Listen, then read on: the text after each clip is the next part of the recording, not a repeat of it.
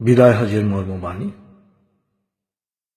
শুক্রবার ৯ জিলহজ ১০ হিজরি সনে হজের সময় আরাফা ময়দানে দুপুরের পর হযরত মুহাম্মদ সাল্লাল্লাহু আলাইহি সাল্লাম লক্ষাধিক সাহাবার সমাবেশে এই ঐতিহাসিক ভাষণ দেন। হামদ ও সালার পর তিনি বলেন, হে মানুষ, তোমরা আমার কথা শোনো। এরপর এই স্থানে তোমাদের সাথে আর একত্রিত হতে পারবো কিনা জানি না। হে মানুষ, আল্লাহ বলেন, হে মানব জাতি, তোমাদেরকে আমি এক পুরুষ ও এক নারী থেকে সৃষ্টি করেছি এবং তোমাদেরকে সমাজ ও গোত্রে ভাগ করে দিয়েছি যেন তোমরা পরস্পরের পরিচয় জানতে পারো। অতএব শুনে রাখো, মানুষে মানুষে কোনো ভেদাভেদ নেই। আরবের উপর কোনো অনারবের, অনারবের উপর কোনো আরবের শ্রেষ্ঠত্ব নেই। তেমনি সাদার উপর কালোর বা কালোর উপর সাদার কোনো শ্রেষ্ঠত্ব নেই। তোমাদের মধ্যে সেই ব্যক্তি আল্লাহর কাছে সবচেয়ে বেশি সম্মান ও মর্যাদার অধিকারী যে আল্লাহকে ভালোবাসে। হে মানুষ, শুনে রাখো, অন্ধকার যুগের সকল বিষয় ও প্রথা আজ থেকে বিলুপ্ত হল। জাহেলি যুগের রক্তের দাবিও রহিত করা হল। হে মানুষ, শুনে রাখো, অপরাধের দায়িত্ব কেবল অপরাধীর উপরই বর্তায়। পিতা তার পুত্রের জন্যে আর পুত্র তার পিতার অপরাধের জন্যে দায়ী নয়।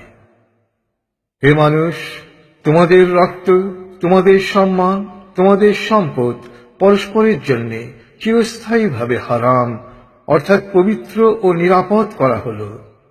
যেমন আজকের এই দিন, আজকের এই মাস, এই শহর সকলের জন্যে পবিত্র ও নিরাপদ। হে মানুষ, তোমরা ঈর্ষা ও হিংসা বিদ্বেষ থেকে দূরে থাকবে। ঈর্ষা ও হিংসা মানুষের সকল সদ্গুণকে ধ্বংস করে।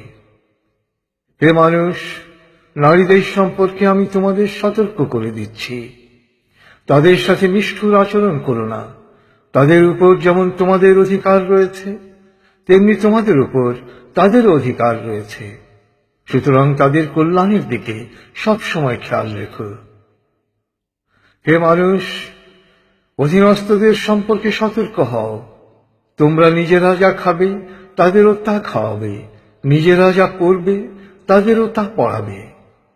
শ্রমিকের শরীরের ঘাম শুকানোর আগেই তার মজুরি পরিশোধ করবে। হে মানুষ, বিশ্বাসী সেই ব্যক্তি যার হাত ও মুখ থেকে অন্যের সম্মান, ধন ও প্রাণ নিরাপদ।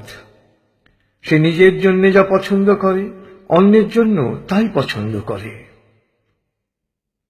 হে মানুষ, বিশ্বাসীরা পরস্পরের ভাই। সাবধান, তোমরা একজন আরেকজনকে হত্যা করার মতো কুফরি কাজে লিপ্ত হও না। হে মানুষ, শুনে রাখো, আজ হতে বংশগত শ্রেষ্ঠত্ব বা কৌলিন্য প্রথা বিলুপ্ত করা হল। কুলীন বা শ্রেষ্ঠ সেই যে বিশ্বাসী ও মানুষের উপকার করে। হে মানুষ, ঋণ অবশ্যই ফেরত দিতে হবে। বিশ্বস্ততার সাথে প্রত্যেকের আমানত রক্ষা করতে হবে। কারো সম্পত্তি সে যদি স্বেচ্ছায় না দেয় তবে তা অপর কারো জন্য হালাল নয়। তোমরা কেউ দুর্বলের উপর অবিচার করো না। হে মানুষ, জ্ঞানীর কলমের কালি শহীদের রক্তের চেয়েও মূল্যবান। জ্ঞান অর্জন প্রত্যেক নরনারীর জন্য ফরজ, কারণ জ্ঞান মানুষকে সঠিক পথ দেখায়। জ্ঞান অর্জনের জন্য প্রয়োজনে তোমরা চীনে যাও। হে মানুষ, তোমরা তোমাদের প্রভুর ইবাদত করবে, নামাজ কায়েম করবে, যাকাত আদায় করবে, রোজা রাখবে, হজ করবে আর সংঘবদ্ধভাবে নেতাকে অনুসরণ করবে। তাহলেই তোমরা জান্নাতে দাখিল হতে পারবে। হে মানুষ, শুনে রাখো, একজন কুশ্রী কদাকার ব্যক্তিও যদি তোমাদের নেতা মনোনীত হয়, যতদিন পর্যন্ত সে আল্লাহর কিতাব অনুসারে তোমাদের পরিচালিত করবে, ততদিন পর্যন্ত তার আনুগত্য করা তোমাদের অবশ্য কর্তব্য। হে মানুষ, শুনে রাখো, আমার পর আর কোনো নবী নেই। হে মানুষ, আমি তোমাদের কাছে দুটো আলোকবর্তিকা রেখে যাচ্ছি।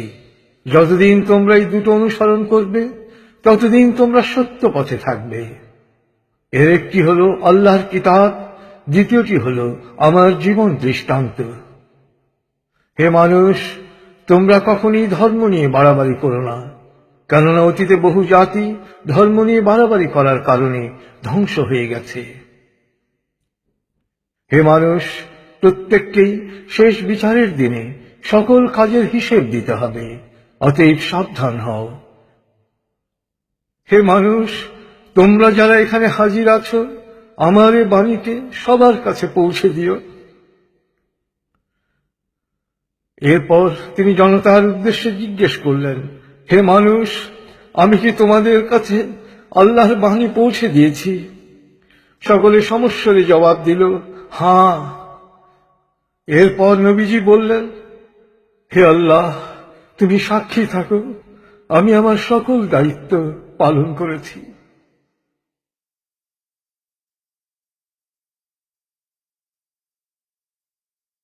রাসূলুল্লাহ সাল্লাল্লাহু আলাইহি সাল্লামের উম্মত হিসেবে আমাদেরও দায়িত্ব তার এই শেষ বাণী সবার কাছে পৌঁছে দেয়া।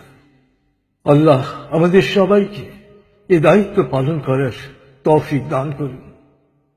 আমিন।